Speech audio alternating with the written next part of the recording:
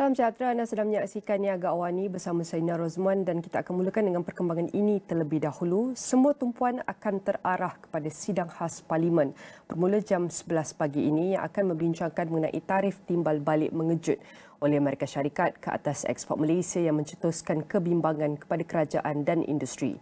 Sesi itu dijangka menampilkan perbahasan menyeluruh apabila penggubal undang-undang mempertimbangkan implikasi keputusan Amerika Syarikat itu serta pilihan diplomatik dan ekonomi yang bakal diambil Malaysia.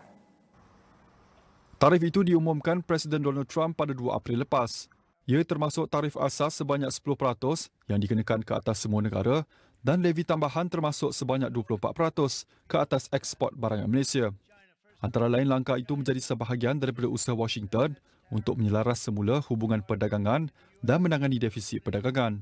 Pada 24 April lalu, Menteri Pelaburan, Perdagangan dan Industri Tengku Datuk Seri Zafrul Abdul Aziz. Di pertemuan itu, Tengku Zafrul menekankan tentang kepentingan untuk mengadakan perbincangan secara berterusan dan mengulangi kesediaan Malaysia untuk mencari jalan penyelesaian secara membina terhadap kebimbangan yang disuarakan Amerika. Malaysia menyatakan keterbukaan untuk mengadakan rundingan dalam 4 bidang utama, mengurangkan defisit perdagangan, menangani halangan bukan tarif, mengukuhkan pelindungan dan keselamatan teknologi dan meneroka potensi perjanjian perdagangan dua hala.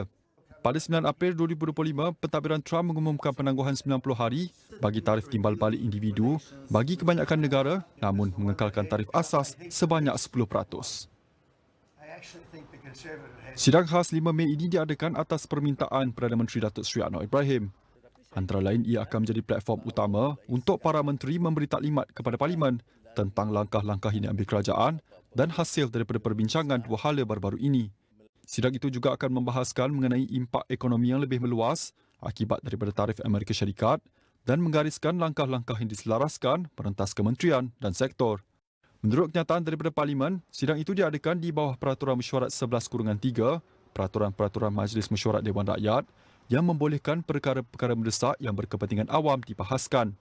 Taklimat peringkat menteri di bawah Peraturan Mesyuarat 14/1/I akan merangkumi tindakan Amerika Syarikat, implikasinya terhadap Malaysia dan langkah-langkah yang diselaraskan kerajaan. Ketika ketegangan mula mereda dan pasaran global memantau perkembangannya, sesi sidang khas Parlimen pada Isnin dijangka membuka jalan kepada Malaysia memulakan langkah seterusnya dan mendorong kemajuan penting dalam hubungan perdagangan dengan Washington. Kementerian Pelaburan, Perdagangan dan Industri MITI telah melakukan persiapan akhir sebelum sidang khas Parlimen berhubung kesan tarif timbal balik Amerika Syarikat ke atas Malaysia.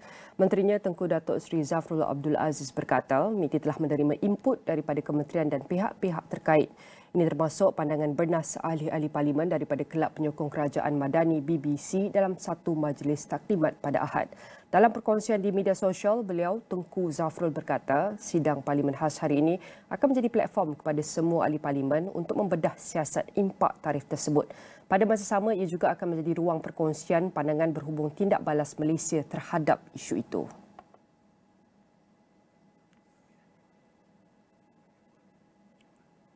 Sudah tentu perang dagang Amerika Syarikat China makin tegang dan Malaysia tak terkecuali daripada kesannya. Ekspor mula perlahan, pelabur mula berhati-hati. Tumpuan kini pada bank negara. Perlukah OPR dipotong dan bila masa yang sesuai?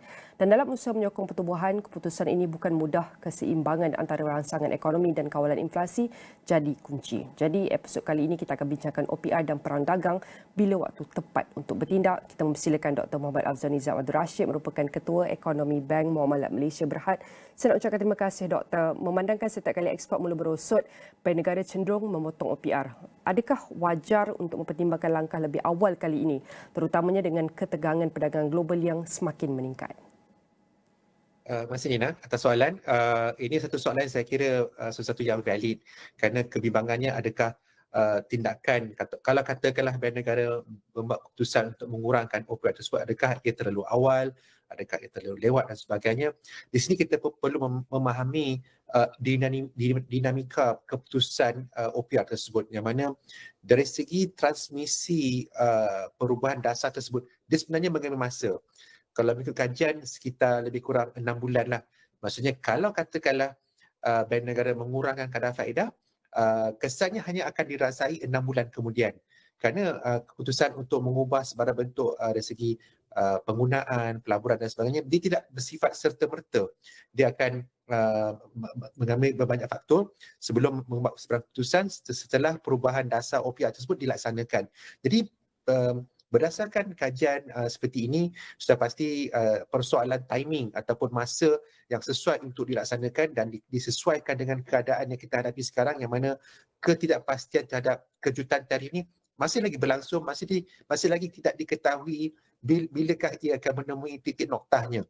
Jadi pada masa sama, dari segi seperti yang sebutkan Nina tadi, kemungkinan ekspor akan berkurangan dan kemudian kalau kita tengok sentimen pasar juga melemah. Jadi pada pendapat kami mungkin sesuai sebenarnya masa bagi pada minggu ini sebagai contoh untuk pihak bank negara memulakan proses untuk mengurangkan OPR tersebut bagi mengurangkan kesan daripada kejutan tarif yang sedang dan bakal kita hadapi pada masa akan datang. Jika Rizal Persekutuan Amerika Syarikat Doktor mula turunkan kadar dan melonggarkan dasar moneteri mereka, adakah kelewatan Malaysia dalam bertindak boleh memberi kesan kepada aliran pelaburan dan nilai ringgit? Seperti yang Doktor katakan tadi, mungkin pengumuman adalah baik, kadar faedah diturunkan, tetapi impak yang dirasai oleh rakyat adalah 6 bulan kemudian. Pandangan Doktor?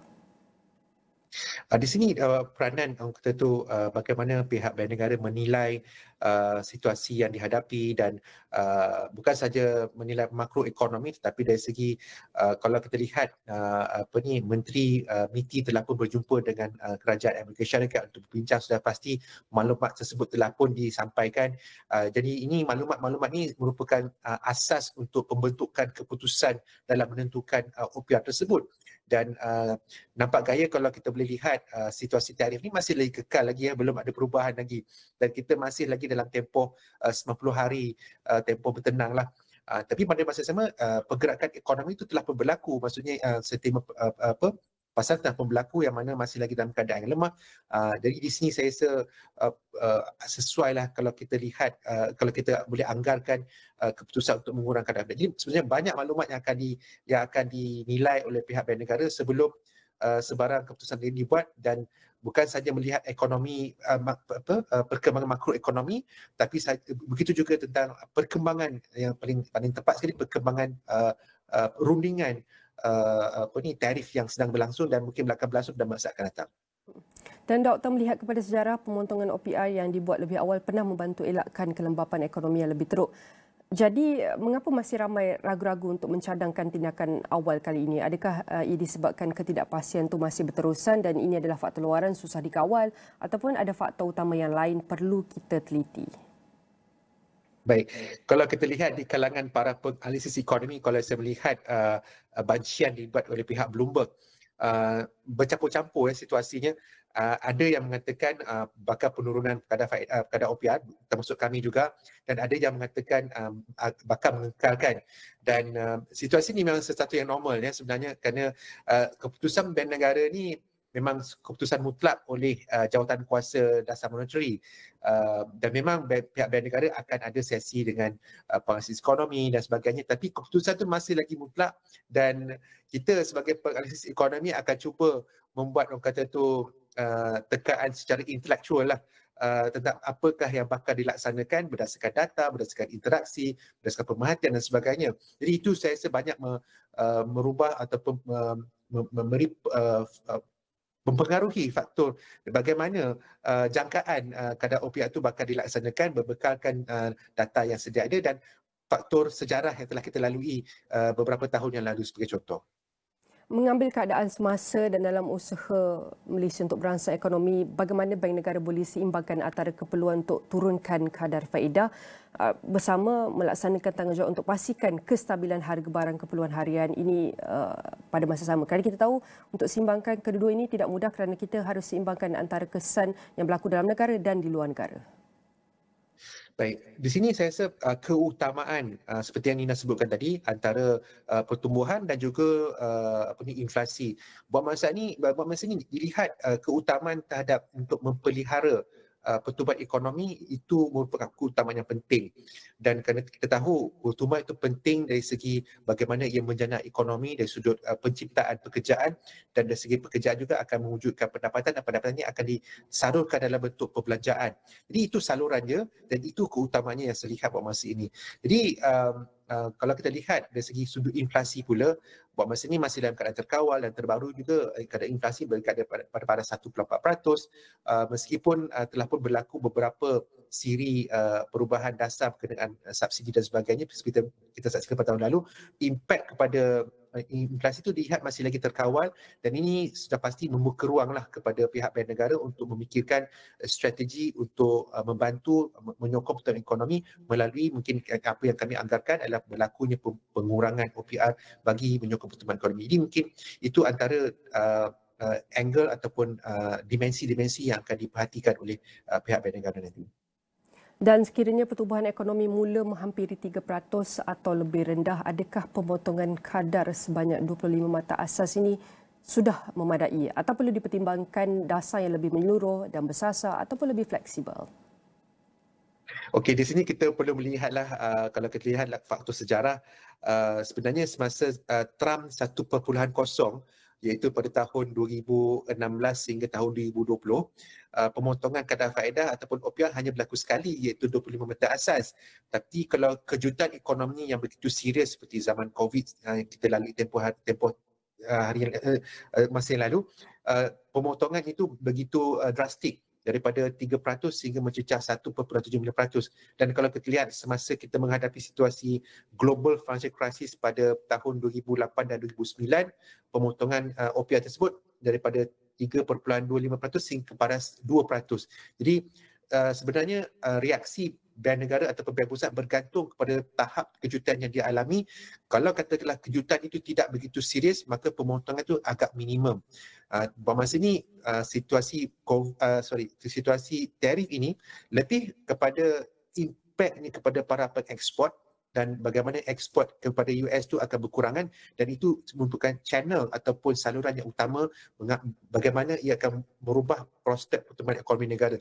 Justru mungkin 25 mata asas dan mungkin juga kalau katalah another 25 basis points mungkin tidak satu jangkaan yang tidak keterlaluan. Tapi poin saya adalah mungkin dalam situasi semasa ini dari segi kejutannya tidaklah seserius yang pernah kita alami semasa situasi COVID-19 dan juga global financial crisis pada tahun 2008 dan 2009. Jadi apa yang patut menjadikan line of defense ataupun low hanging fruit yang boleh dilakukan oleh Malaysia sekiranya OPR telah menurunkan kadar OPR ini tetapi tidak mencukupi ataupun sudah terlambat kalau seperti yang Dr. kongsikan lebih 6 bulan baru kita merasai impak penurunan ini. Mungkin Doktor boleh kongsikan apa yang boleh dilakukan untuk melindungi ekonomi negara daripada gelombang global ini?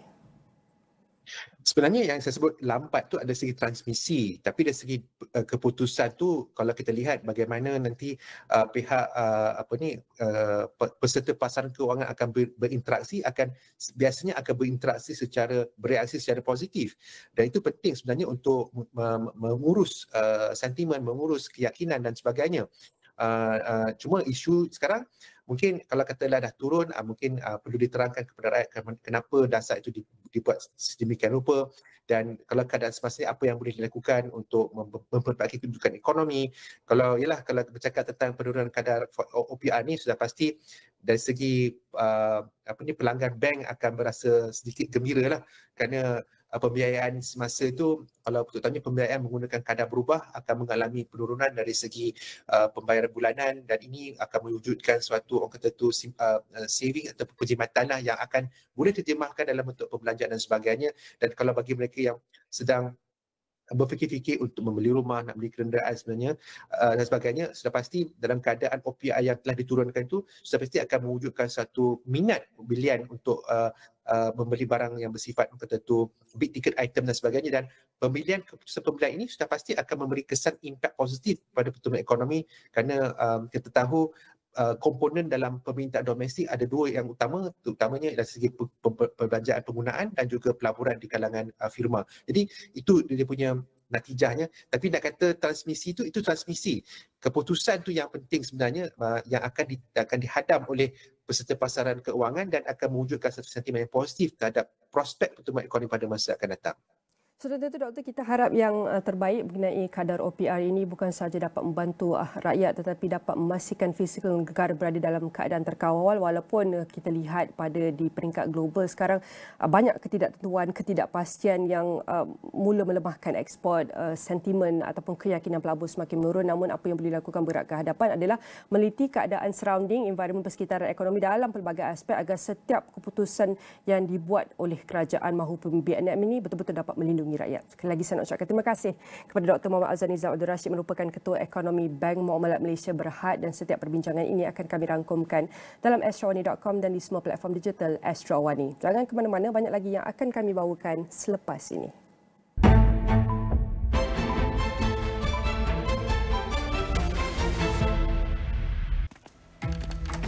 Puan Diana, can you explain to me what just happened? Is he gone? Ini memang nak kena betul lah. Senoi, dah habiskan lagi RM70,000 now. Oh, why are they like this? This time, I had a trick. Ya. Orang yang paling bahaya adalah orang yang paling dekat dengan kita. Any last words? Betul. Okay, saya yakin Diana tu suspek, Chief. Kita jumpa dia dulu. Kalau dia okey, baru kita terjun. What? Dah takkan ada siapa-siapa lagi yang boleh kontrol kita. Kita jahanamkan dia orang semua. You know I can help you, right? I nak. Ciao. Minyak pun habis. First Wives. Stream episod terbaru dahulu, eksklusif on demand. Dan 9 malam di Astro Citra. Bagi Rio! Kolaborasi antara TVS dan juga Astro buat julung kali meletup ke Borneo. Konsert meletup TVS di Miri Sarawak. Hanya satu malam kita berhibur bersama bintang-bintang kesayangan anda. Konsert meletup TVS. Nang Champion, Nang Legend. 17 Mei ini meriah bersama kami. Secara langsung. Eksklusif di TVS dan Astro Go. Tariffs on imports of products from China reaching up to 145%. Tariffs on the rest of the world are sitting at 10%, with the potential for reciprocal tariffs to be reimposed within 90 days. Kunjungan rasmi Presiden China ke Malaysia ini menunjukkan komitmen kedua-dua negara untuk meningkatkan hubungan diplomatik ke tahap yang lebih strategik.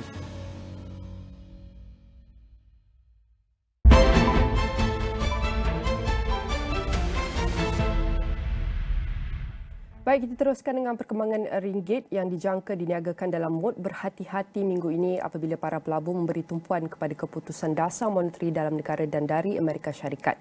Ketua Ahli Ekonomi Bank Muamalat Malaysia Berhad, Dr. Muhammad Azani Abdul Rashid berkata semua pihak akan memberi tumpuan kepada mesyuarat jawatan kuasa pasaran terbuka Persekutuan FOMC Amerika Syarikat dan jawatan kuasa dasar moneteri MPC Bank Negara Malaysia BNM, dan kedua-dua mesyuarat itu dijadualkan berlangsung minggu ini bagi menilai sentimen pasaran dalam keadaan ketidaktentuan yang berterusan.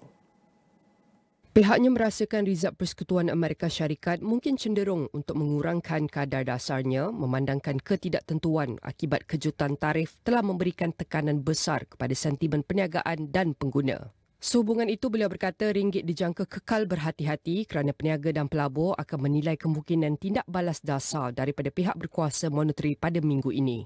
Sementara itu, Kenanga Investment Bank Berhad menjangkakan ringgit diniagakan dalam julat 4.30 hingga 4.35 berbanding dolar Amerika pada minggu ini dengan pasaran kekal berhati-hati di tengah-tengah ketidaktentuan ekonomi global yang berterusan dan dinamik tarif yang berubah. Katanya rundingan perdagangan khususnya antara Amerika dan China akan terus menjadi faktor utama yang mempengaruhi dolar Amerika. Di dalam negara, BNM dijangka mengekalkan pendiriannya namun sebarang semakan penurunan terhadap prospek pertumbuhan Malaysia mungkin akan menarik perhatian. Bank pelaburan itu turut menyatakan hasil positif daripada Sidang Khas Parlimen hari ini juga berpotensi memberikan sokongan tambahan kepada mata wang tempatan. Ringgit mengakhiri minggu dagangan dengan lebih kukuh berbanding dolar Amerika ditutup pada 4.2560 daripada 4.3705 pada minggu sebelumnya. Ringgit juga mengukuh berbanding sekumpulan mata wang utama. Mata wang tempatan itu turut diniagakan lebih tinggi berbanding mata wang di negara-negara ASEAN. Pasaran niaga hadapan minyak sawit mentah MSM dijangka kekal dalam tekanan minggu ini. Sebahagian besarnya disebabkan oleh kebimbangan berterusan terhadap paras stok domestik yang meningkat ketika permintaan melemah dan pengeluaran yang bertambah baik. Peniaga minyak sawit David Ng berkata inventory MSM tempatan berkemungkinan meningkat apabila negara memasuki musim puncak penuaian yang biasanya menyebabkan tren meningkat bermusim dalam pengeluaran. Pada masa sama, permintaan ekspor menunjukkan sedikit tanda untuk meningkat terutamanya daripada pembeli utama seperti India dan China kerana mereka dilaporkan mengambil pendekatan berhati-hati.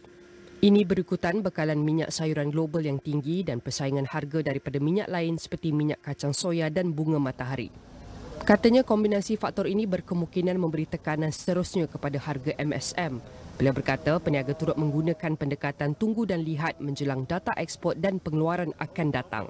Melainkan terdapat perubahan ketara dalam permintaan atau dasar mengejut daripada negara-negara pengimport utama, sentimen dijangka kekal menurun dalam tempoh terdekat. Bila turut mengunjurkan harga MSM diniagakan dalam julat rendah iaitu antara RM3,750 hingga RM3,900 satu tan minggu ini. Pada asas Jumaat ke Jumaat, kontrak bulan Semerta Mei 2025 susut RM219 kepada RM3,920 satu tan, Jun 2025 turun RM150 kepada RM3,907 satu tan dan Julai 2025 jatuh RM176 kepada RM3,881 satu tan. Bursa Malaysia dijangka meneruskan aliran meningkatnya minggu ini disokong oleh lanskap ekonomi global yang bertambah baik serta kembalinya semula pembelian asing ke bursa tempatan.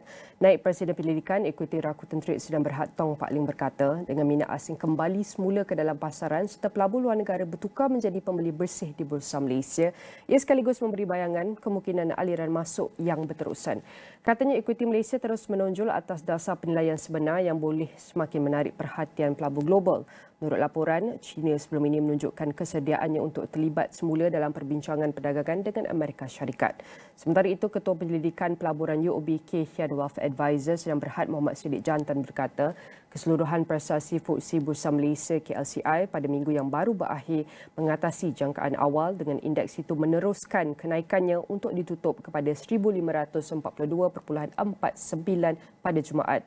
Tambahnya, prestasi lebih kukuh daripada jangkaan ini menunjukkan keyakinan tinggi pelabur dan daya tahan pasaran di tengah-tengah ketidaktentuan global. Menurutnya, data senarai gaji bukan ladang NFP bagi April akan menjadi faktor penting dalam menentukan sama ada ekonomi Amerika menghadapi kelembapan jangka pendek akibat tarif atau penurunan bagi tempoh lebih lama. Bila berkata pasaran memantau rapat petunjuk ini bagi mencari petunjuk mengenai keadaan ekonomi Amerika dan potensi implikasi bagi dasar moneteri, terutamanya di tengah-tengah ketegangan perdagangan yang berterusan. Bagi asas Jumaat ke Jumaat, indeks utama meningkat 33.29 mata kepada 1,542.49 daripada 1,509.20 pada 2 minggu lalu.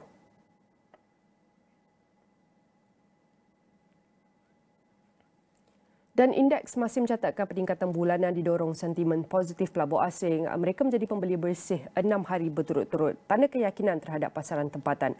Namun persoalan penting timbul. Adakah aliran masuk ini mampu bertahan dalam suasana global yang tidak menentu dan adakah ini petunjuk pemulihan sebenar atau sekadar pantulan jangka pendek dalam pasaran yang masih rapuh? Dengan itu saya mempersilakan Muhammad Siddiq Jantan, Ketua Penyelidikan Pelaburan UOB K. Hian Wealth Advisors. Saya nak ucapkan terima kasih Siddiq. Tentu hari ini ataupun minggu ini adalah minggu hangat dan kita lihat Parlimen akan bersidang khas untuk membincangkan kesan atau membedah siasat segala impak tarif. Jadi pertama sekali, apa yang mendorong prestasi kukuh Bursa Malaysia minggu ini dan kenapa kemasukan dana asing menjadi tumpuan? Okey, baik Nina. Untuk Bursa Malaysia, apa yang kami jangkakan ianya akan mencatatkan prestasi yang sekali lagi cemerlang. Ini didorong oleh beberapa faktor, gabungan daripada faktor domestik dan juga faktor global yang meningkatkan keyakinan pelabur. So kita dah lihat dia in fact untuk hari Jumaat berlaku kenaikan yang mendadak dalam pembelian daripada pelabur asing yang menjadikan pelabur asing sebagai net buyer untuk Bursa Malaysia sepanjang minggu lalu, iaitu keadaan yang totally berlainan berbanding dengan keadaan pada bulan 1, bulan 2, bulan 3 dan bulan 4. So kemasukan dana asing ke dalam Malaysia selama 1 minggu berturut-turut menjadi tumpuan utama. Ini yang pertama, dia menandakan daya tarikan Malaysia sebagai destinasi pelaburan yang selamat dan menarik di tengah ketidaktentuan pasaran global. Dan kita tahu dana asing dia tertarik kepada equity measure yang under value, iaitu hasil iaitu nilai harga untuk stok-stok big cap dan juga mid cap pada paras yang rendah dan hasil dividen yang tinggi dan juga ekonomi yang pelbagai yang menawarkan pendedahan kepada pertumbuhan domestik dan juga ekspor. So kemasukan ini kalau kita tengok dia mencerminkan perubahan sentimen pelabur global ke arah pasaran sedang membangun, iaitu dengan Malaysia mendapat manfaat daripada korelasi yang rendah dengan ketegangan perdagangan Amerika-China, menjadikan Malaysia sebagai tempat selamat di rantau ini. So keyakinan ini juga kalau kita tengok dia disokong oleh reformasi struktur seperti transformasi digital dan juga tenaga hijau serta kestabilan dasar monetari Bank Negara Malaysia. So itu untuk keadaan di Malaysia. Tapi kalau kita tengok di peringkat global pula, pengurangan ketidakpastian ekoran daripada tarif perdagangan, polisi perdagangan Amerika Syarikat seperti perintah eksklusif Presiden Amerika Syarikat untuk memoderasi tarif otomotif dan juga perbincangan Amerika dan juga Korea Selatan yang menghampiri kepada perjanjian ini telah meningkatkan selera risiko untuk pasaran ekspor seperti di Malaysia. So sektor elektronik, barangan pengguna discretionary dan juga komoditi, dia mendapat manfaat daripada peralihan sektoral dengan saham teknologi juga dia menarik perhatian kerana jangkaan pemulihan permintaan global. So jika kita tengok perdagangan Amerika dan China ini telah mendorong pelabur mencari apa pasaran alternatif untuk melabur. So kita tengok Malaysia yang menunjuk kerana kedudukan strategik yang dalam rantaian bekalan global terutamanya semiconductor dan juga elektronik serta pendirian geopolitik kita yang neutral. So untuk me ini kalau ditanya adakah kami masih optimis, saya lihat Bursa Malaysia kekal optimistik walaupun dengan keadaan berhati-hati dengan potensi peningkatan permintaan luar dalam sektor ekspor dan juga sektor teknologi. Namun memang pasti ada risiko di sebalik daripada keadaan optimistik ini seperti ketegangan perdagangan yang diperbaharui atau perubahan dasar monetary global yang seperti tadi Nina katakan, pembincangan FOMC yang berlangsung pada minggu ini. So pelabur dijangka memerhatikan perundingan perdagangan dan juga data ekonomi seperti ekspor dan juga KDNK.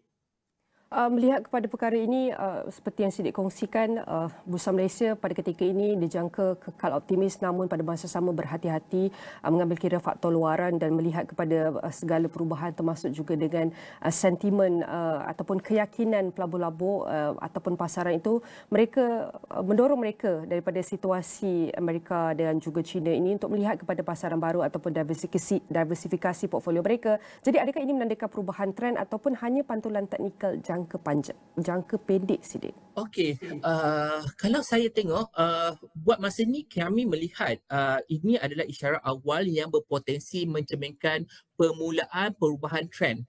Namun masih terlalu awal kalau kita nak sahkan sebagai peralihan struktur jangka panjang.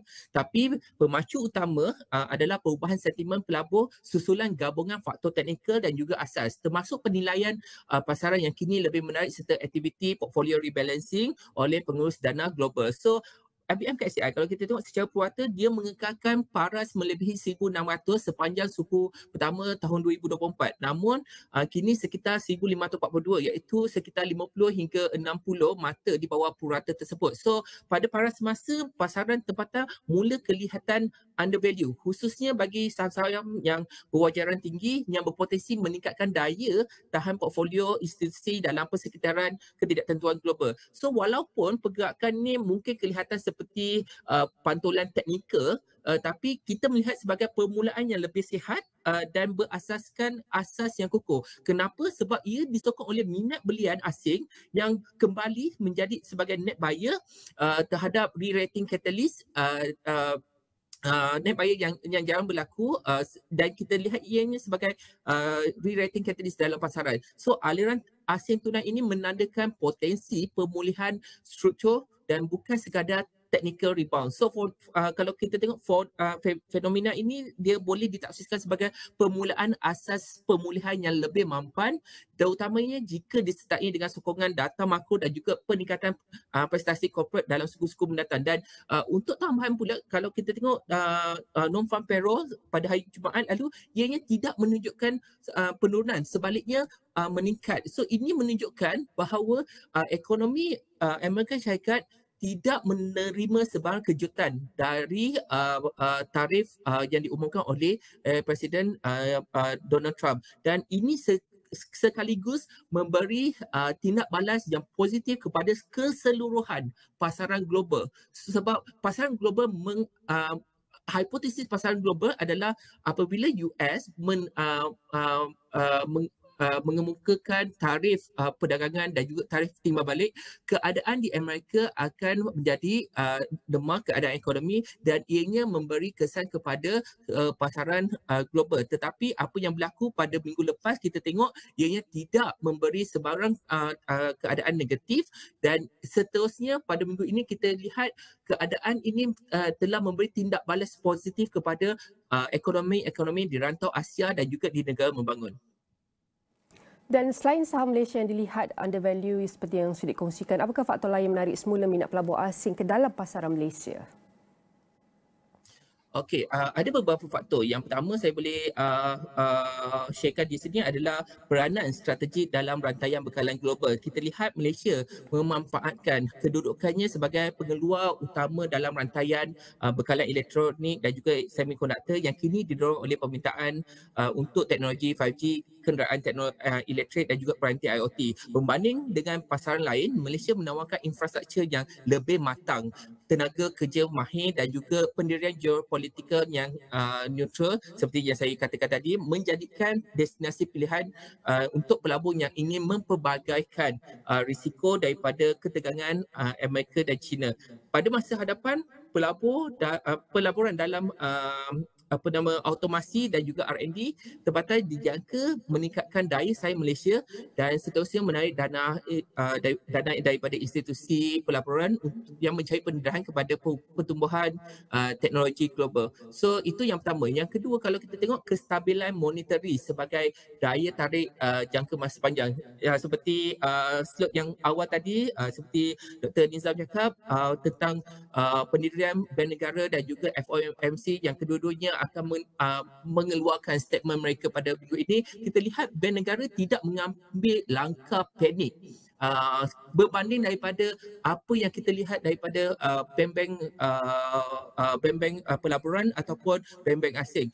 Dari pengumuman tarif Trump, Bank Negara dia tak buat masa ni, Bank Negara dia tidak menurunkan unjuran KDNK secara drastik dan pantas seperti yang dilakukan oleh mana-mana bank, dan ini adalah penting. Kenapa? Sebab bila saya menyatakan keadaan ini di dalam forum pelaburan 2 minggu lepas, saya ada mempersoalkan bagaimana penganalisis ekonomi mengubah unjuran ekonomi mereka hanya berdasarkan kenyataan Trump tanpa melihat perspektif dasar dan juga geopolitik. So ini berbanding dengan apa yang dilakukan oleh Bank Negara. So selain itu, Bank Negara masih mengekalkan pendekatan dasar monetary yang berhemah dengan kadar faedah yang stabil dan juga pengurusan inflasi yang berkesan. So ini memberikan keyakinan kepada pelabur asing dalam persekitaran global yang menghadapi ketidakpastian serta pelaksanaan dasar oleh Fed. So yang ketiga dan akhir sekali, kalau kita tengok faktor dia adalah kemajuan struktural dalam ekonomi yang berasaskan inovasi.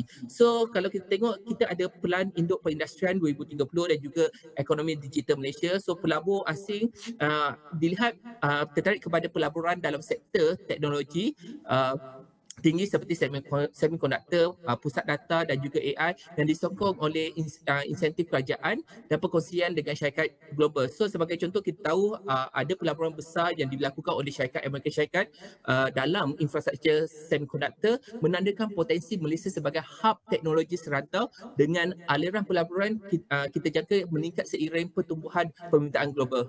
Okey, Siddiq, dan kita lihat banyak sebenarnya yang kita nak bincangkan tapi tidak mempunyai cukup masa. Dalam konteks konteks ketidaktentuan global terutamanya di Amerika Syarikat dan China, patutkah pelabur tempatan meningkatkan lagi pendedahan kepada ekuiti Malaysia? Dan akhir sekali, adakah kemasukan dana asing ini satu peluang yang harus direbut atau perangkap yang harus dielak? Okey, untuk soalan yang pertama tadi itu, dalam konteks ketidaktentuan seperti inflasi Amerika Syarikat yang belum reda, risiko geopolitik dan prospek kadar faedah yang tidak menentu, pasaran tempatan memang sememangnya menawarkan alternatif yang lebih stabil. So pelabur wajar mempertimbangkan semula peruntukan mereka khususnya dalam sektor domestik yang seperti penggunaan kesihatan dan juga utiliti yang berdaya tahan terhadap gangguan luaran. So dalam konteks lain, kebanyakan unit amanah yang memfokuskan ekuiti Malaysia masih berada pada paras negatif, iaitu pertumbuhan nilai NAV untuk unit amanah daripada bulan 1 sampai ke bulan 4 masih berada pada paras negatif. Ini boleh dijadikan sebagai alternatif sekiranya pelabur mempunyai selera risiko yang lebih rendah. So mereka boleh menyerahkan pengurusan pelaburan kepada unit amanah. So adakah kemasukan dana asing ini sebagai satu peluang atau harus dielakkan iaitu sebagai perangkap? So untuk jawapan ini saya melihat ini adalah peluang, tetapi pelabur perlu melakukan pelaburan mereka dengan berhati-hati, fokus kepada asas syarikat sektor berpotensi dan juga pendedahan jangka sederhana. Namun jika pelabur hanya mengikut gelombang tanpa strategi yang jelas, ini boleh menjadi sebagai perangkap. So disiplin pelaburan dan pemilihan saham secara fundamental amat penting dalam fasa pemulihan ini, dan saya melihat ianya sebagai peluang yang harus diambil oleh para pelabur.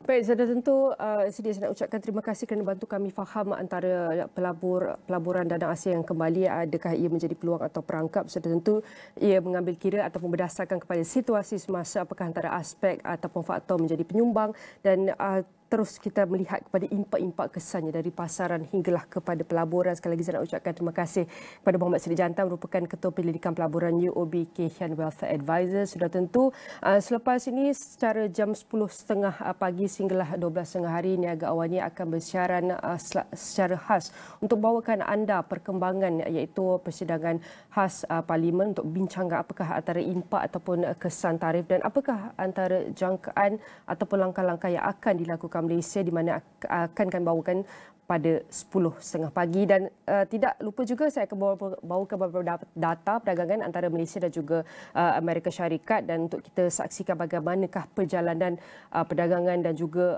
kita lihat relationship Malaysia dan Amerika Syarikat sehinggalah waktu ini. Dan jangan ke mana-mana, banyak lagi laporan yang akan kami bawakan. Saya tinggalkan dengan laporan Forum Ekonomi Dunia yang bawakan Top Stories of the Week.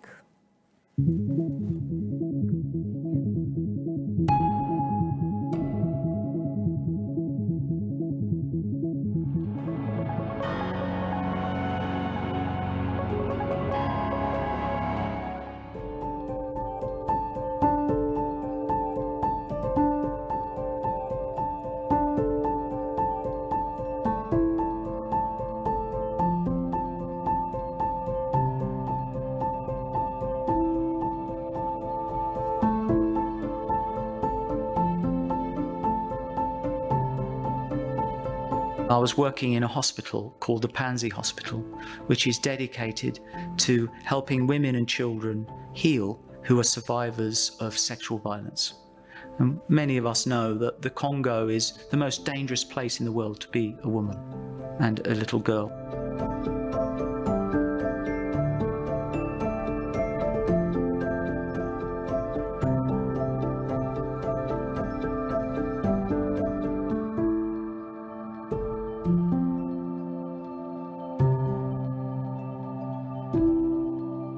The doctor operated on her and she had serious injuries.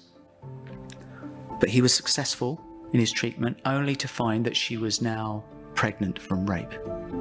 All of a sudden, that beautiful little baby boy that's on her lap, I understand a different story. He's born of rape.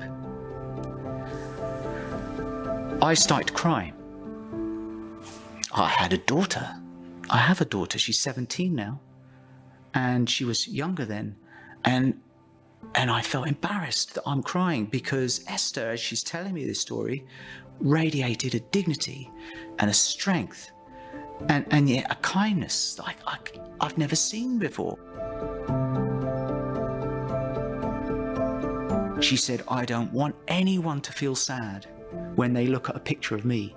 She said, my mummy and daddy told me that I was on this earth to bring joy to the world, and I will keep my promise. That is a proper leader. She has nothing to share but her story and whatever joy she can muster, despite her challenges, and her future is very uncertain, and she's got this beautiful little baby boy that's now completely dependent on her. And she's only 16, even at this point, but she still cares about you and me. And we're strangers. I haven't seen that kind of leadership often in the corridors of power. And we have to nurture them and support them, especially young women. We have to make sure that they will become the great leaders that we so badly need.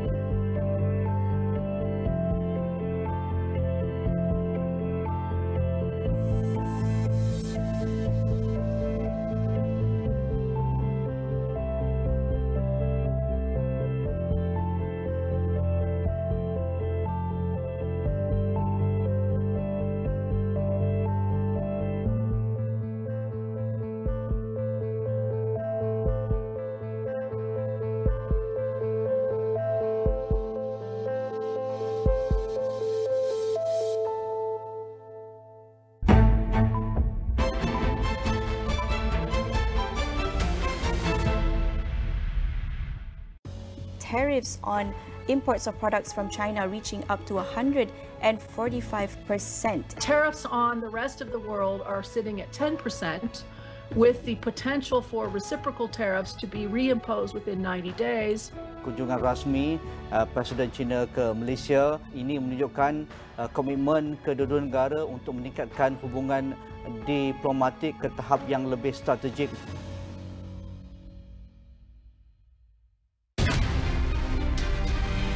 Aku dibesarkan bersama-sama Syamsi. 3 jaga 3. Tak sangka Syamsi berbelok. Kerja keluang men, tepat Syamsi. Kalau kita tangkap keluang men, orang awam akan kerja kita, dia bagai seorang pahlawan. Yang jadi pembela pada yang tiada upaya. Itu bukan cerita Batman ke? Ni cerita lain dah.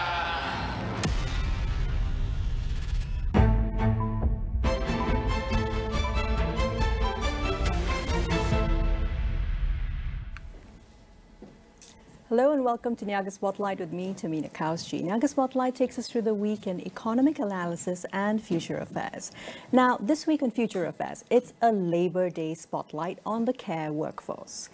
So as we mark Labor Day 2025, we stand at a very pivotal moment in Malaysia's journey towards economic equity and workers' rights. Today, we turn our focus to a workforce that is often unseen, yet undeniably essential. We're talking about the care professionals who uphold the very fabric of our society. In Malaysia now, the care sector is predominantly feminized, with women constituting the majority of care professions such as nurses, contract hospital sanitation workers, domestic workers, as well as social workers. Yet, this demographic reality is met with systemic undervaluation. Now, the Malaysian Administrative Modernization and Management Planet Unit, or MAMPU for short, reports a staggering shortage in one of these professions. Malaysia has only one social worker for every 8,576 people. Now, in contrast, Singapore has one social worker for every 3,448 people. Another snapshot of care professions. The Ministry of Health projects a shortfall of over 43,000 nurses required to meet the demands of new and existing hospital facilities. Now, these figures are, of course, part of a broader concern, with the country facing an estimated shortage of 113,472 nurses by the end of 2025.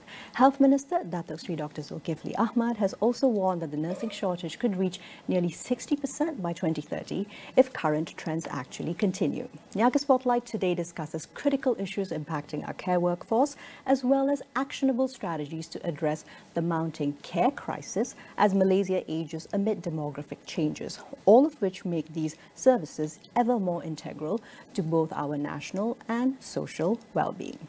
I now have the absolute pleasure of welcoming Anis Farid, Research Project Manager for WeCare with Women's Aid Organisation, WAO, together with Waniza Muniandi, Executive Director with the Malaysian Association of Social Workers, MASW, who join me now live in the studios. A very good morning to the both of you. How are we doing? Good. Good morning to you too. Fantastic. So it's really wonderful to have you both in here, especially in conjunction with Labor Day. Anis, perhaps let's first begin with expanding a little on the feminized nature of care professions, which is also what leads to the fact that it's systemically undervalued, both economically and socially too. Yes. So this is definitely something that we noticed and we knew, which is really what began the ReCare project, which is a nationwide research project that we started in 2022 at Women's Aid Organisation in collaboration with academics from the University of Alberta, University Malaya, and stakeholders as well from the Ministry of Health and Talent Corp, as part of the Women Rise Initiative, which is funded by the IDRC in Canada, as well as other Canadian research bodies. So as you mentioned, we know that care work in Malaysia is feminized, meaning more women are taking part in care work, whether it's paid or unpaid, formally or informally. So our goal with ReCare was to really understand the feminized nature of this care work, and how do care workers manage their professional care responsibilities with their personal care responsibilities, before, during, and after the pandemic in particular, to ensure that the lessons that we learned during the pandemic are actually taken into account for future crises preparedness. So our focus then is on the paid care workforce. So we're looking at the three sectors: healthcare, namely doctors, nurses, and hospital cleaners; social care, so social workers, as well as those who provide care for children, the elderly, and people with disabilities, as well as domestic care. So we're also looking at domestic workers from Indonesia and the Philippines. So in our view, these are essential care workers because they were the ones who needed to spring into action during the COVID-19 pandemic in their various capacities, and we believe it's important for their work and contributions to be recognized. I think Malaysia is very security focused when we think about crisis preparedness or disaster response, without taking into consideration the people who take care of us and support us and how they are also essential to crisis response. So all of this to say is that from our research, one of the biggest things that we did was a survey with 1,500 respondents. And I can tell you the survey involved the care workers from the occupations that I mentioned, and 75% of our respondents were women, which indicates the very feminized nature of this workforce. Absolutely. And obviously all of these professions also require immense amounts of skill, emotional labor, as well as combined with physical effort. We'll also go into the unpaid care work that naturally also quite comes with the fact that most of the respondents who are care work professionals are also women then. But first of all, Vanessa, I'd actually like to move into talking more about social work, but I'd like to actually preface that with starting with another data point that I picked up on recently. So annually, the World Bank's Women, Business and Law report, it tracks the state of work. Malaysia also happens to be one of 178 countries globally which maintain legal barriers that prevent women's full economic participation. I actually want to connect this back to something which the Malaysian Association for Social Work, with yourself as its executive director, has been strongly advocating for. The tabling and passing of the social work profession bill. Tell me more about this struggle. Okay, thanks, Tamina. I think before even going to tabling of the social workers bill, I think what I would like to address is what social workers are, like who are these social workers. So social work is actually a trained profession where these social workers are trained in practice-based profession basically. So what they do is that they work with these vulnerable communities which involve B40 community, orang asli, elderly people, person with disabilities, women and children. And what do they do is that they work from the psychosocial aspect. So from the point where they conduct assessments and provide assistance for these survivors.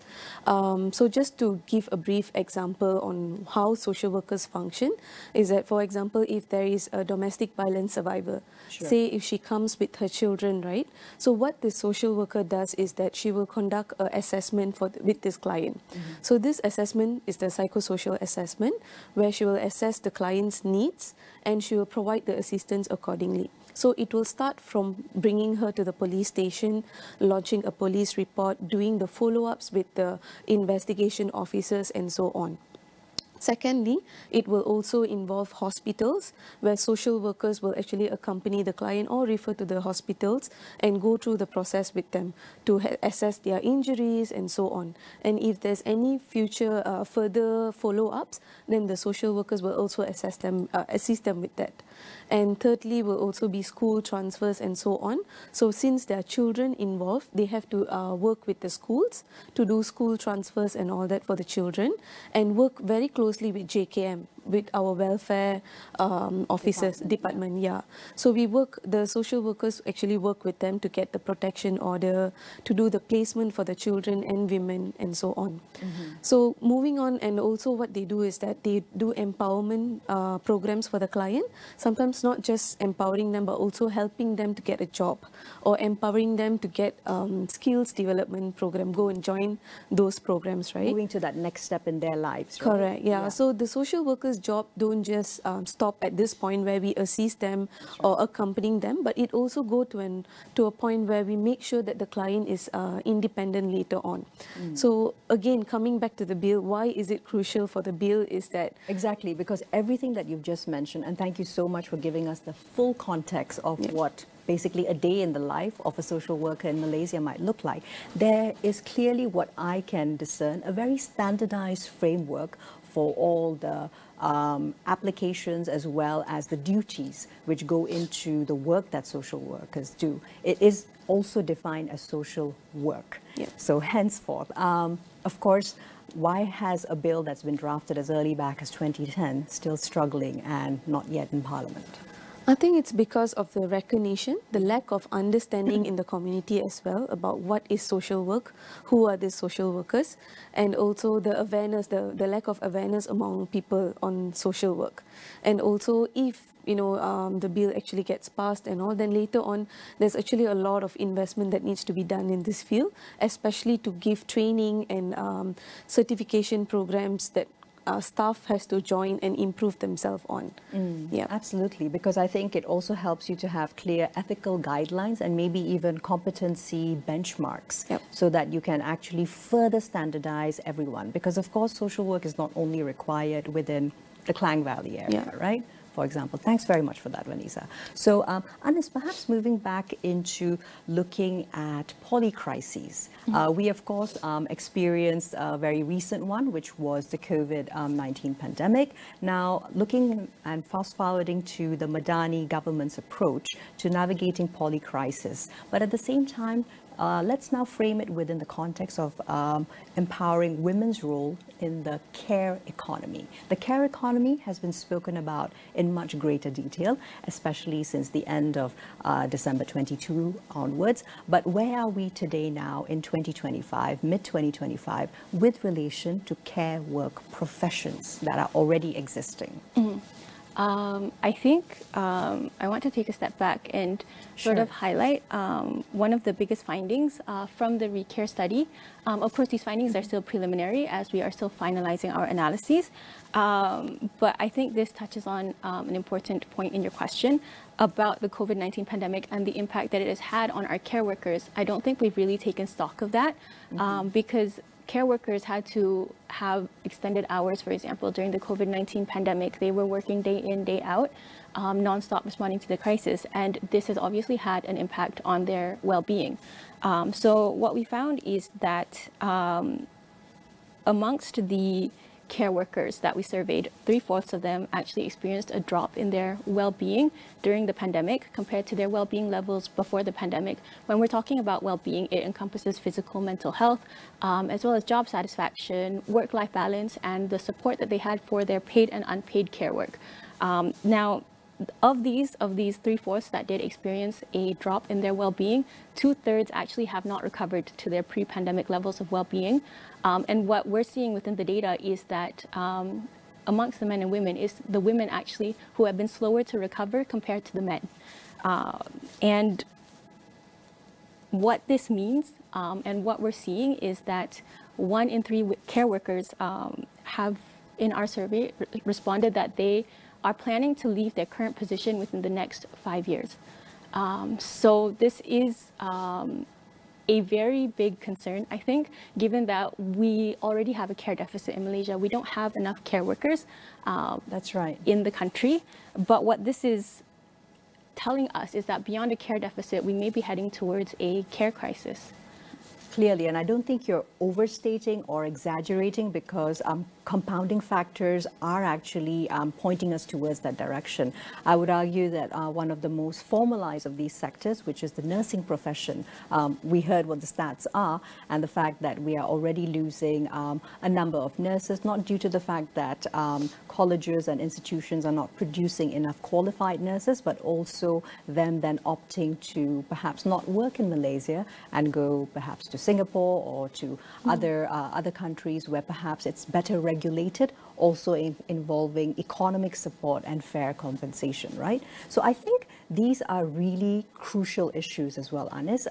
What specific strategies could then be maybe implemented to ensure that women care workers are adequately supported and also protected in future crises? Because it's always about, not just future-proofing, but learning from what we went through during the pandemic.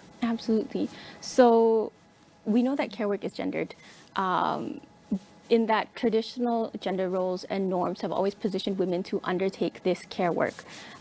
But this also means that care work is undervalued, and we know this because half of the respondents in the survey are in B40 income households, meaning they are undervalued, underpaid for all of the work that they do. So in terms of adequately supporting women and ensuring that our care workforce is resilient as we move forward, the first is obviously to recognize them as essential care workers. They are essential to our country. Recognizing them as essential also brings dignity to the job that they are doing, and how they have supported us as the backbone of the nation, especially in times of crisis. Recognizing them as essential would also support in having clearer plans about which care workers are needed where and for what crisis response, which brings me to my second point. We need to also ensure that they have adequate support for their unpaid care work. I think a lot of times we view care workers as just people who are doing this job. We forget that they have lives outside of the work that they do, families that they also have to take care of and that they care about. So in undertaking the Recare project, we did focus group discussions with women care workers across the country, and there was this very salient theme that women feel as though they are alone and they have to do it all by themselves. It's a sort of superwoman syndrome where they feel like they don't have anyone to really depend on and rely on, which speaks in volumes about the amount of care support that's actually needed by our care workers. Yeah, absolutely. So, of course, to bring it together from a policy approach, that would definitely entail gender-sensitive wage reforms and perhaps also gender-sensitized cash transfer programs during actual ongoing crises. From there, moving into Vanessa. So, of course, we mentioned the huge deficit in the number of care workers, social workers, ratio-wise when it comes to Malaysia's population, close to 1 to 9,000 of our population. From MASW's perspective, Vanessa, what needs to be done to actually ensure that commensurately we can actually increase the number of social workers who are then there available in the Malaysian labour market to meet the needs? Okay, I think the first thing to do is that to table the bill, because again it comes back to recognizing the profession. So I think because of that, that's why even most of the graduates from social work are not actually in the field working as social workers. It's mainly because of the recognition issue. Right. And secondly is also because the salary the salary is low for the social workers, because again they don't recognize the profession as a profession itself. So that's why the salary is low, and therefore it doesn't really empower people or motivates people to actually be in this field, or even when they are, they don't tend to last quite long, because like what Ani said earlier, sometimes the support is needed. There's a lot of support that's needed, and there's a lot of resources needed for them. So to have that work-life balance for social workers, it's also very important, because like I said, this job requires the social workers to be mentally, physically and emotionally invested. So it's not a job that, it's 9 to 5 job where you can do any time. So it involves a lot of aspects. Yeah. Yeah, absolutely. I think another factor I'd like to pick up on, which we lightly touched on earlier, Vanessa, is how there's also a lot of geographic disparities between the distribution of social workers as opposed to population needs. One factor you'd already mentioned was the low pay. On average, it's less than 2,500 ringgit per month, whereas, of course, our most recently established parameters for a living wage is 3,100 ringgit. Let's also talk about perspectives that MASW has picked up as being critical for geographical disparities. Kuching in Sarawak, of course, a service population of potentially 2.4 million people doesn't even have 5 registered social workers. Yeah. Tell us about these issues in greater detail. Yep. So if we see right now, JKM is located in every state, right? So there's actually child protectors, there are social workers there who assist clients. However, there are NGOs. There's not much NGOs, like you said, Sabah, Sarawak, there's not much NGOs to assist survivors over there, clients over there. So they all depend, and sometimes NGOs work on their own, so we don't really know who is doing what work at at certain point. So it also comes back to, JKM has less social workers. And then if, registered social workers, and if, let's say, NGO social workers are registered and given the license, then it will actually help the community over there. So in any areas, actually, not just Klang Valley, but also outside of Klang Valley. Exactly. I can think of perhaps from a policy approach, maybe expanding recruitment and even fast-tracking training. Would that perhaps actually work for areas which are, of course, outside of the urban centers to help increase the ratio of social workers? Yeah, definitely. Since there are already people practicing social work, right? But they don't know it's actually social work, and they don't really have a... So bring them into the formalized Correct, yeah. form. So that's something MASW does actually. So we provide trainings and consultations for NGO who already have social workers or case workers in ground who's actually doing that work.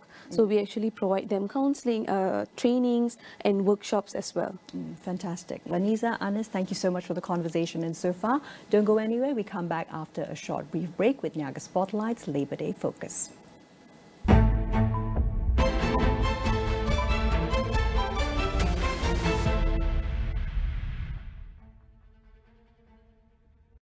Tariffs on imports of products from China reaching up to 145%. Tariffs on the rest of the world are sitting at 10%, with the potential for reciprocal tariffs to be reimposed within 90 days.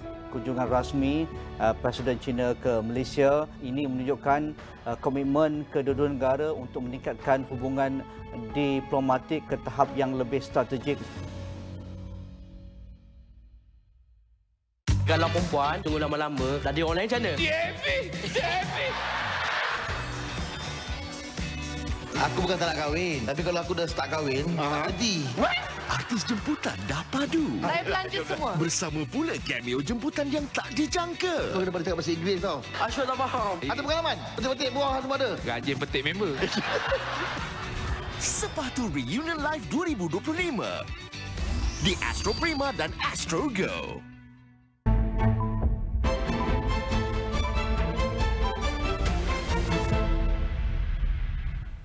Welcome back to Niaga Spotlight. Still with me, Tamina Kausji. And today for our Labor Day 2025 special, we are focusing on Malaysia's care workforce. Anis, continuing on with the conversation. So the ReCare study by WAO emphasizes the need for, of course, resilience in Malaysia's essential care workforce and infrastructure. Ideally speaking, let's now break this down into what this ought to look like in the very near future, if not as soon as possible. So I think one helpful framework in our research has been the International Labour Organization's 5R framework for decent care work, which outlines 5 Rs that are important in making care work decent work. So the first is recognition, and I think that's really the main theme of the conversation that we're having today is the need to recognize those who are in the essential care workforce, especially under-recognized professions such as social work, but also to reduce, so the second R is to reduce, which is to reduce labor-intensive tasks. The third is to redistribute, which is shifting care responsibilities from women to other members of the family or society. Reward, ensuring that care workers are adequately compensated for the work that they do, as well as represent, ensuring that care workers and what they need and want are reflected in decisions about them, in policies about them. So when we're talking about supporting care workers and ensuring that the care workforce is resilient, I think one R that is important is redistribution in supporting the unpaid care needs of our care workers.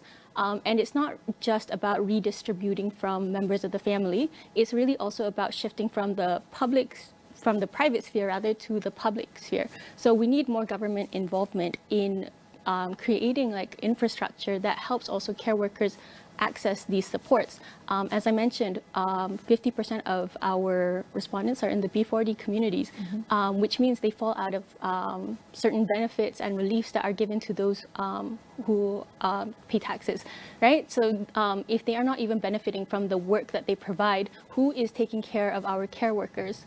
And I think that's an important question that we think about, and that's why the other R of rewarding is important, ensuring that care workers are paid a livable salary. Absolutely. Perhaps if I can pick up on one specific demographic within the paid care workers. There are also, of course, informal and migrant care workers, many of them women who work specifically in the domestic care work sector. Let's talk about the importance of formalizing and protecting also these somewhat informal care workers in the industry, and some of the, of course, issues that have come and risen to prominence from the research of ReCare. Definitely. I think a lot of times when we position domestic workers and domestic care as part of the care workforce and the care economy, there is a bit of pushback, because I don't think people really realize the contributions that domestic workers give to our society. A lot of women, for example, would not be able to engage in the formal labor force if they didn't have domestic workers that were supporting them in their homes. And we know domestic workers also during the COVID-19 pandemic, in households that had domestic workers, obviously they were the ones taking on the bulk of like the disinfecting, the taking care of the sick. And we know that we have a shortage, for example, of elder care facilities, elder care institutions, care for people with disabilities, things like that. A lot of times this care also falls onto domestic workers. So they really do make up they absorb a lot of the care work that we can't find like public services for, which is why their recognition is essential. The problem also is that domestic workers are not, for example, even included in the Employment Act. So sometimes they are not even, there's no enforcement around like minimum wage for them, for example. So sometimes you'll find domestic workers who haven't been paid in years. And the regulations around the working conditions of domestic workers is not as present, for example, with other care sectors like healthcare and social care. Exactly, and because it is quite often invisibilized, at least to broader society and even the government's eyes, it then, of course, ends up in another host of potential abuses, which domestic workers, especially if they're migrant and perhaps on the precipice of being legal versus not having formalized documents, that it then brings about. Thanks very much for that, Anis. I think it's also a very good juncture at which to also emphasize the need for investments in public care infrastructure. You'd mentioned the fact that domestic care workers, of course, take on many of the duties besides just domestic work per se, which also includes childcare, includes elder care, sometimes also the intersections of disability care. So all of these are really critical issues which I think more and more Malaysian society is becoming sensitized towards. That brings me to Vanessa.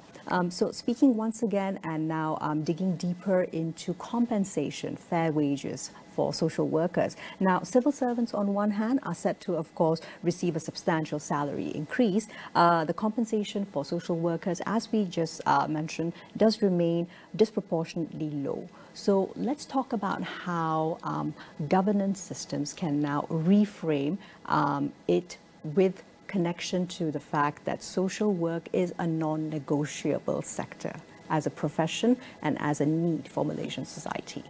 So I think number one, again, coming back to the tabling of the bill, recognizing the profession and having a regulatory body for this, so that the service that we provide for the clients or the survivors is standardized among all sectors. Right now, we are talking about private and public sectors, right? However, we are serving the same population, we are serving the same group of people. And it's important that the standard, the competency standards is same across all, regardless of private and government, right? Yeah, so that's something that we need to do, is that tabling of the bill and to ensure that the regulatory body is there. And second is also to have investment or budget to improve, for continuous improvement of the care workers or social workers as well, so that they can continuously improve themselves through trainings, accreditation, like any certification programs and so on. In that way, that can also help them to increase their salary.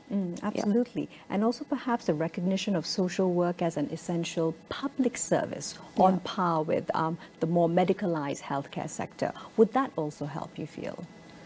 I think definitely, because like I said, social workers are placed in education sectors, medical sectors, and they are supposed to be placed in school sectors as well. So if we invest in this field, it will definitely help the community and the government as well, because by doing this, we'll actually reduce the social issues in the community, and that will also reduce the dependency on the government later on. So which means there's probably, have a less chances of us to, have a rehabilitation center and so on. Instead of that, we can invest in this kind of our staff itself. Yeah. Exactly. Speaking of investments in staff, Vanessa, perhaps you could provide us with a snapshot of the type of caseload burdens which individual social workers face, particularly in urban hubs, let's say perhaps Kuala Lumpur or Selangor. What does that look like? Basically, like we saw the ratio, right, 1/8,000. That's for, let's say, government JKM officers. However, if we look at private sectors, they are actually doing more as well. How many NGOs are there, right? For example, in Klang Valley, we have WAO, we have AWAM, and so on. But how much they can take? They are actually attending to about 2,000 clients per year, but there's only much that they can do, right? Yeah. Exactly. So there's many intersections whereby which we can perhaps then move towards promoting public awareness and respect for the profession, because also we have seen this very interesting not just pushback but actually feedback mechanism. When there is increased public awareness of the actual roles of social workers, that can also lead to furthering the efforts of advocacy. Some ideas on that perhaps? Yeah, also having formal complaint mechanisms where there's actually a body that actually supervises the social workers. So if there's any complaints that need to be raised or any improvement that needs to be done, then it can be done through this. And also creating awareness about social work itself will actually help the community. Yeah, exactly, because once the public, I think, understands the impact of social work, then it naturally becomes something which the general public wants as a non-negotiable. It could even be something which comes up in campaign or election manifestos, perhaps, knowing that, say, for example, a specific area, an Adun, for example, has several critical social issues that have been identified, so they probably need a higher ratio by this many more social workers. Thanks, Vanessa. Anis, coming into the ReCare studies, a very interesting multi-sectoral approach, which of course collaborates with various stakeholders. Tell us more about the opportunity for this collaborative model to be expanded. And here we'd like to focus on including more diverse voices and perspectives to ensure the intersectionality of care workers' experience is actually reflected in any upcoming legislation or policies. Absolutely. Within the initial grant itself, there was actually a requirement to involve decision-maker stakeholders, so people within government that could help support the policy uptake, with the idea being that it could, since the project has been like around 3 years now, having them invested over the life course helps them also more invested in putting things through forward. That said, that's obviously coming from a top perspective. In terms of like bottom up, we have actually also involved care workers in our research as research associates. So this is part of a participatory approach where the care workers themselves were actually the ones, for example, who led the focus group discussions. So they were doing data collection. They also helped us with like interpretation and analysis of the data that they collected. And this is really helpful because as researchers, we might not know what exactly it is that care workers need. For example, when we're talking about how important social workers are, I think one of the biggest issues in our lack of recognition and awareness of what social work is, many of them actually face a lot of barriers during the COVID-19 pandemic to do the work that they needed to do. For example, to deliver the food baskets, things like that. So there is this important need of involving the care workers in the research so that their perspectives and the struggles that they went through can be recorded as data because if it's not, if they're not involved, it just becomes like something that's anecdotal, something that we hear about. But to actually process it into data, I think is important, because then it becomes something that we can present to policymakers. So in terms of making the collaborative model more inclusive, I think it also helps to speak to, for example, care recipients. We recently did a roundtable discussion to share our recommendations with the care workers, but we also invited people with disabilities because they are potential care recipients of people who provide care for people with disabilities. And I think that also enriches the perspectives within the research, because then we can also consider what are the needs of the recipients of the care work.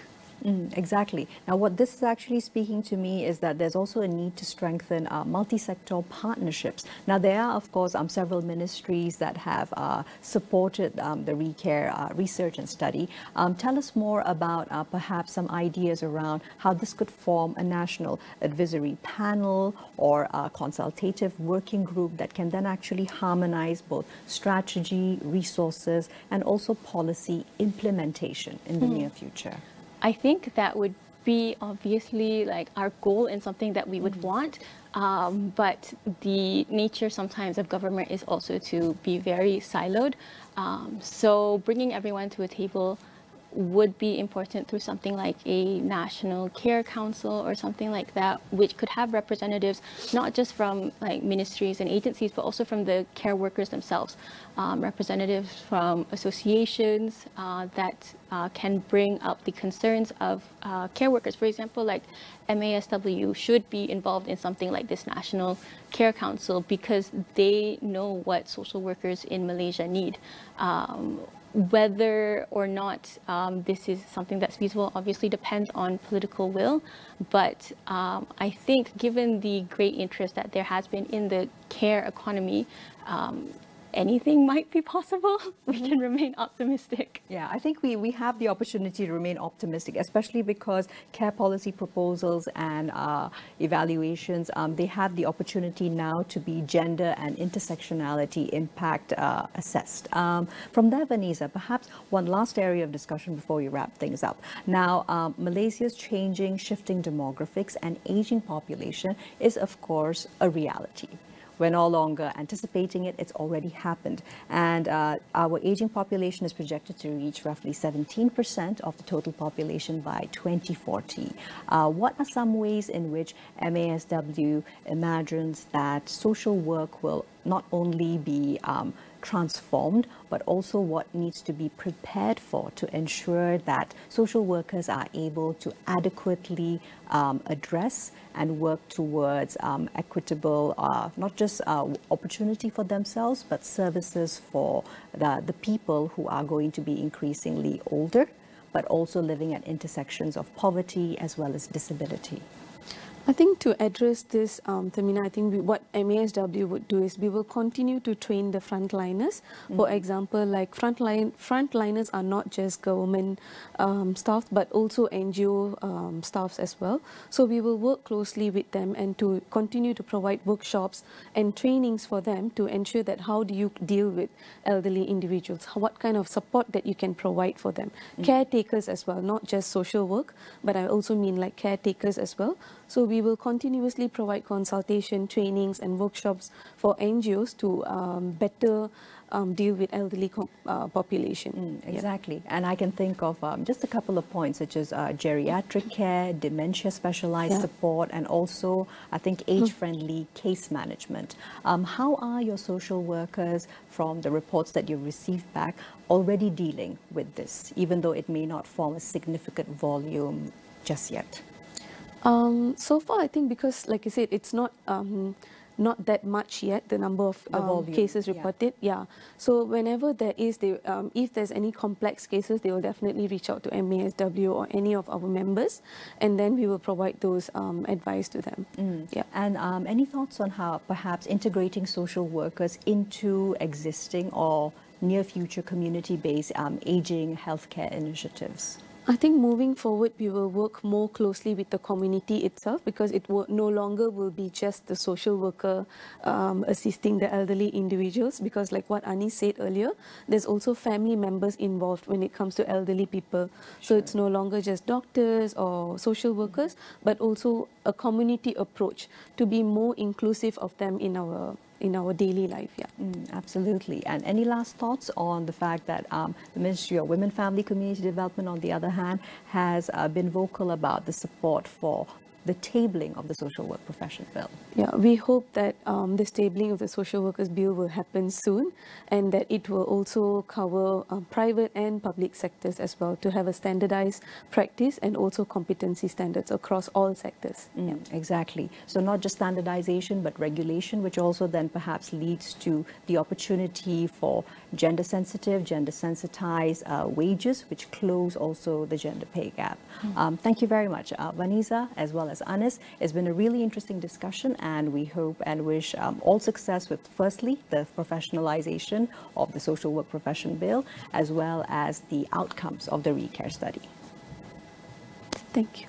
Well, as we commemorate Labor Day 2025, let us honor the care workforce, not with mere applause, but with tangible action. We must not just advocate for the professionalization of social work, ensuring fair wages, career development opportunities, and mental health support for them, as well as nurses, contract hospital sanitation workers, and domestic workers, the core workforce who dedicate their working lives for supporting Malaysian society. The time to act is now. This has been Niaga Spotlight with me, Tamina Kauschi. We'll see you next Friday with more business analysis and insights. Here's to a productive week ahead. All right, so we're just...